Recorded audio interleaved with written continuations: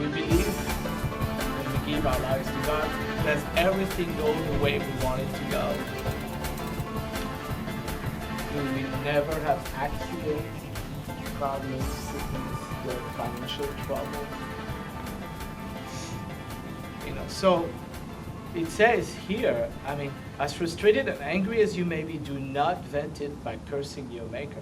And this actually is found in the parasha, I think, of 2 weeks ago, in Exodus 22, 28, or 27, depending on the Bible you read, where it says, you are not to curse God, and you are not to curse the leader of your people. You are not to curse God. You are not to curse the leader of your people. Maybe, yes, ma'am. May I ask a question? You may. Would you describe what it is to curse God? I mean, is that swearing, taking his name in vain, or is it complaining, or exactly what do you mean? The way I would see it is,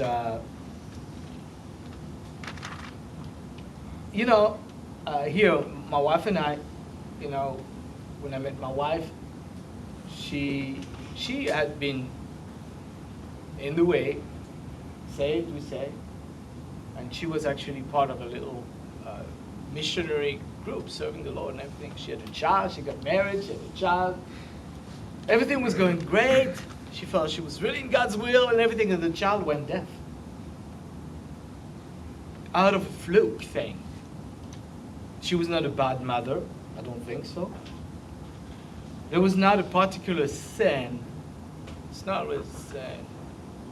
But let's say something like that happened. Actually, I could honestly say that she had that child when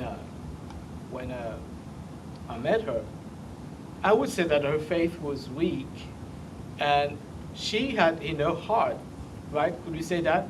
Harboring anger against God. And it's easy, we can define anger against God. So you, God, somebody would do that if they're very verbal, if they're very, people who are very exteriorate their feelings. But some people don't. Some people don't. And do not say. Myself, at one point, I used to have asthma. And at one point, I was getting this asthma all the time. I was taking a lot of medicine and everything. It was like crazy. It really impaired my life, what I wanted to do. And sometimes I was up all night. And I remember I was in a Christian commune, during hippie time. And in the morning, we used to pray. People would ask for prayer, And one night I'd been sick all night, and the person in charge of that say, "Hey, anybody needs prayer today?" And me, I kept on with my routine, breakfast. I was taking care of kids. I was a teacher. And then he called me out and said, "You were sick all night. Why aren't you asking for prayer? Your wife told me you were sick all night. You need prayer. Why aren't you asking for prayer?" I said, "Oh, yes, please do pray for me." But he asked me that question, why didn't I ask for prayer? That really stayed with me. Why I didn't ask for prayer? And I didn't ask for prayer. I searched my heart about it. And it came to me that I didn't ask for prayer because I was doubting God's love for me. That because I was not getting that healing, I'd been sick for so many years, I prayed myself out of faith.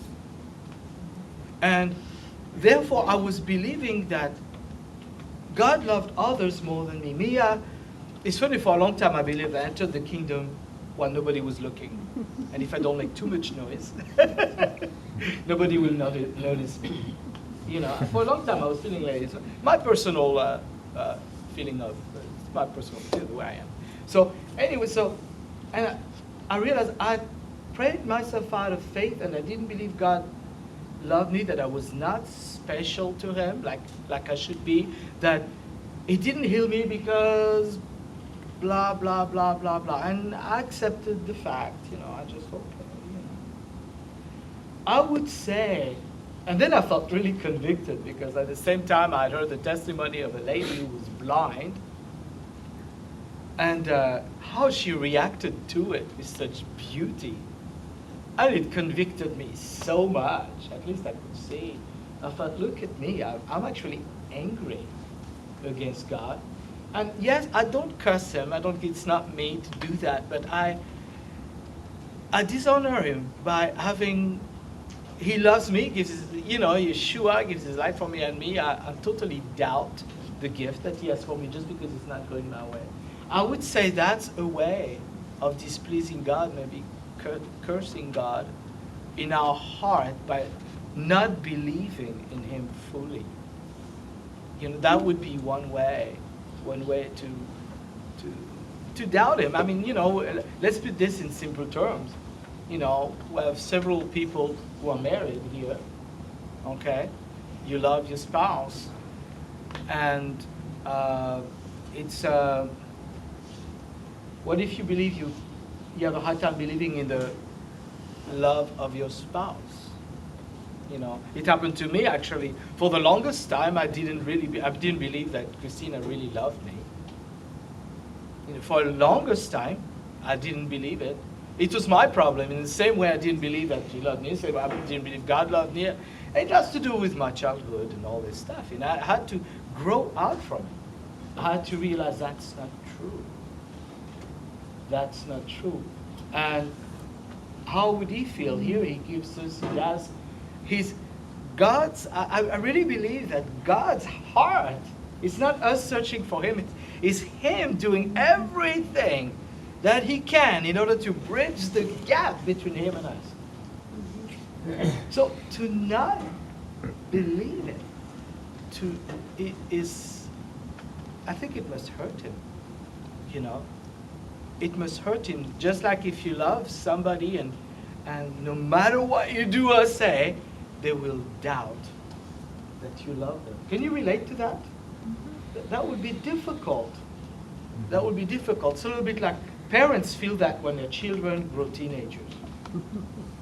No way. They gave their lives, and then all of a sudden, because you don't give them permission to go out and do a certain thing or have a certain friend, I hate you.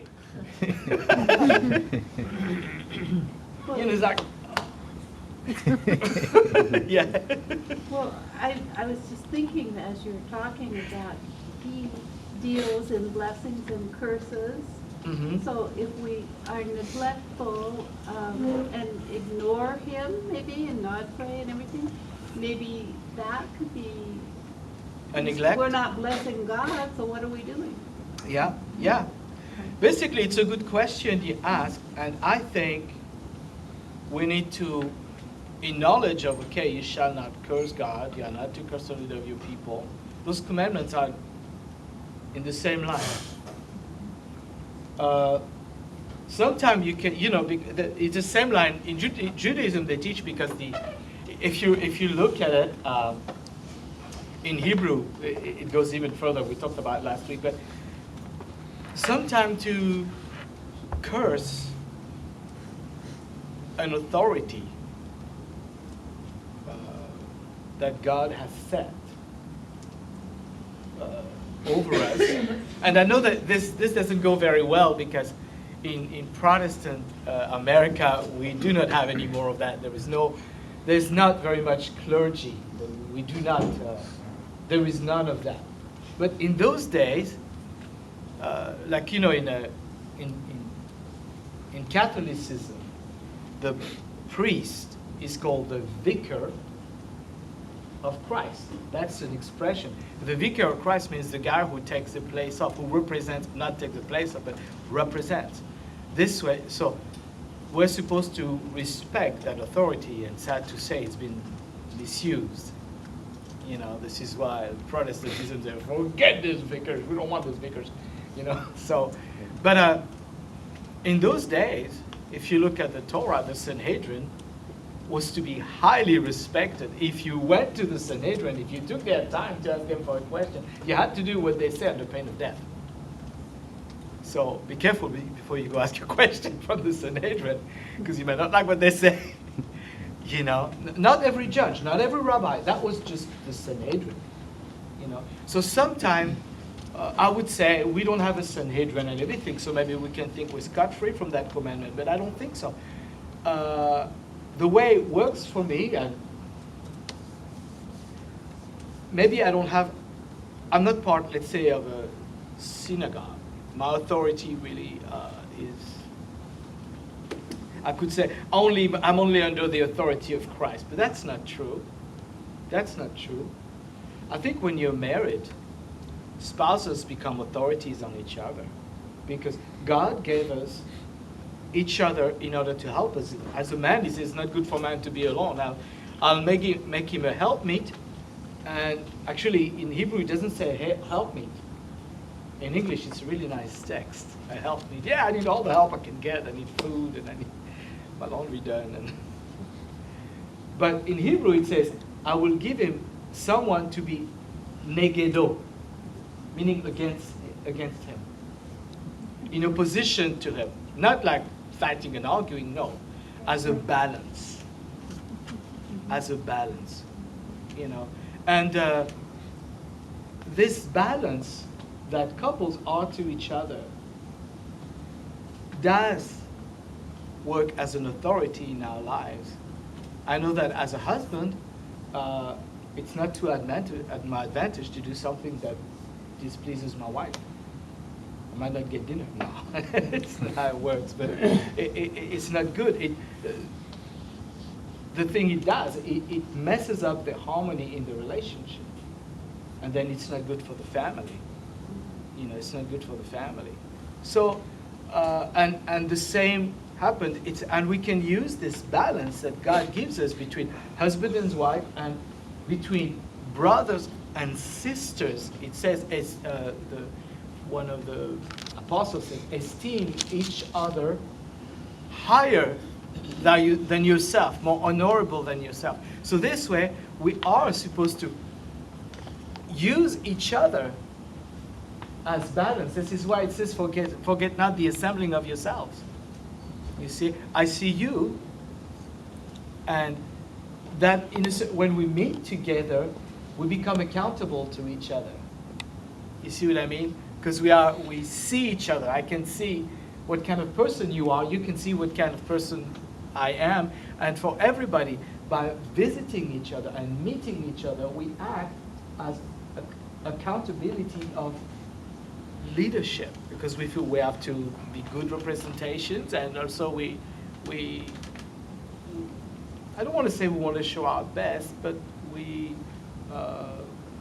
I don't know, it acts a little bit as a form of leadership, you know. And another way is that it says in, again, I quote often Judaism because I think it's got good stuff. It says, if you kill a man, it's like killing God. Because whatever you do to somebody in the image of God, you do to God. So when you start taking it a bit deeper in its concept, and I think this is the way Yeshua took a lot of the commandments. It took them more home, in a way that applies to our everyday life. Maybe when we curse somebody, that's our brother. Do we curse God? You know, if I curse you, you are made in the image of God.